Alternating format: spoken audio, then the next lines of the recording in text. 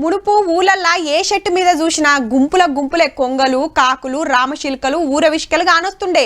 దినామింత చెట్లు నరికి బంగ్లాలు కడుతుండుతోని ఇంత కానరాకుండా అవుతున్నాయి. ఇక పక్షులను చూడాలంటే జంగట్లకు పోవాల్సిందే. ఆడ సొత్తం ఉండకుండా అడవులు పోతం పెడుతుండ్రి. ఇట్లనే అయితే అప్పట్లా పక్షులు ఉండేటి అని రేపు పోరలకు చెప్పాల్సి వస్తుందేమో. హగో గా పరిస్థితి రాకుండా ఉండాలని గీ తండ్లాట. హవ్వా కొంగలు పిట్టలు నెమళ్ళు ఏమన్నున్నాయా? ఎక్కడనో కాదు, సంగారెడ్డి జిల్లా మంజీరా అభయారణ్యంలోనే నది, రిజర్వాయరు, అడవి, చుట్టు పొలాలు, చిన్న కుంటలు, చెరువులు, ఐలాండ్లు, మైదానాలు ఉండుట్లా పక్షులు లైన్లు కడుతున్నాయన్నట్టు. పక్షులకు గింత మంచి సౌలతి ఇంకేడ లేదట. హగు గందుకే మంజీరా అభయారణ్యానికి యునెస్కో రామ్సర్ గుర్తింపు తీసుకొచ్చే ఉపాయం చేస్తుంది సర్కారు.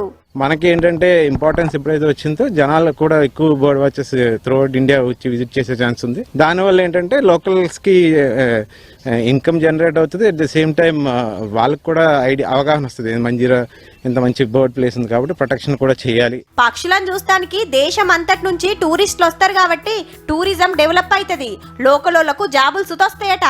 ఏం తక్కువ 300 తీర్ల పక్షులుంటాయట. కొన్ని బయటి దేశాల నుంచి సుట్టం సూపుకు వస్తుంటాయి కూడా.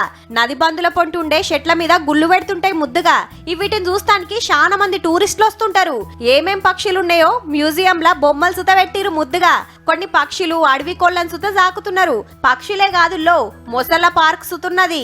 హగో ఏడ చూసిన మొసళ్ళే. అయితే యునెస్కో రామ్సర్ గుర్తింపు వస్తే నిధులొస్తాయి, డెవలప్మెంట్ అవుతుంది.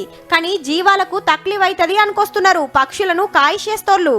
మనం ఒక మంచి పని చేస్తున్నారు. అది ప్రపోజల్ పంపడం, హెరిటేజ్ గుర్తింపు వస్తే ఒక టూరిజంగా డెవలప్ అవుతుందనే కాన్సెప్ట్ ఉంటే మాత్రం అది వన్యప్రాణులకు చాలా నష్టకరమైంది. Wildlife institute of India వాళ్ళు ఒక ప్రాజెక్ట్ చేశారు.